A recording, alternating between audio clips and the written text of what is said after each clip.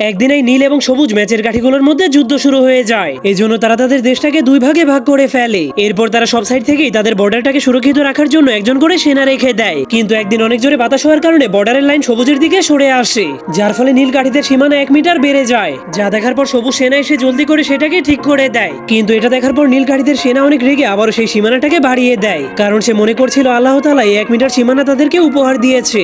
এজন্য সে অনেক রেগে সেই সীমানাটাকে নেওয়ার জন্য সবুজ কাঠিটার সাথে লড়াই করতে করতে তার কোমর ভেঙে দেয়, যার কারণে সবুজ কাঠিটা নিজের জীবন বাঁচানোর জন্য হামাগুড়ি দিয়ে সেখান থেকে পালাতে শুরু করে দেয়। তখন এই সুযোগটাকে কাজে লাগিয়ে নীল কাঠিটা তাদের সীমানাকে আরো 3 মিটার বাড়িয়ে দেয়। ঠিক তখনই সবুজ সেনাবাহিনীরা এসে তাকে মেরে ফেলে। এরপর নিজেদের সীমানাকে 20 মিটার বাড়িয়ে দেয়। এজন্য নীল সেনাবাহিনীর অনেক বড় একটা দল এসে তাদের উপর আক্রমণ করে দেয়, যার ফলে তাদের দুই দলের মধ্যে ভয়ঙ্কর একটা যুদ্ধ শুরু হয়ে যায়। ঠিক তখন একটা নীল সৈনিক ভয়ঙ্কর একটা মেশিন গান দিয়ে তাদেরকে উড়িয়ে দিতে শুরু করে। এজন্য সবুজ সেনাবাহিনীর একটা ট্যাঙ্কের মাধ্যমে তাদের সবাইকে পিষে ফেলতে শুরু করে। কিন্তু তখনই নীল সৈনিকেরা ব্যারিকেড দিয়ে তাদের ট্যাঙ্কটাকে থামিয়ে দেয়। কিন্তু এরপর তারা দেখতে পায় সামনে কোটি কোটি সবুজ সৈনিকেরা তাদের দেশটাকে দখল করার জন্য আসতে শুরু করেছে। এজন্য নীল সৈনিকেরা তাদেরকে থামানোর জন্য একটা প্ল্যান বানায়। এরপর তারা একটা ম্যাচের বক্সে আগুন জ্বালিয়ে সবুজ কাঠিদের সেনাবাহিনীদের উপরে ফেলে দেয়, যার ফলে সবগুলো সবুজ সেনাবাহিনী পুড়ে যায়। কিন্তু তখনই অনেক জোরে বাতাস হওয়ার কারণে সেই আগুন নীল কাঠিগুলোর দিকেও চলে আসে, যার ফলে তাদের দেওয়া আগুনেই তারা সবাই পুড়ে ছাই হয়ে যায়। এজন্যই বলা হয় লোভে পাপ, পাপে মৃত্যু।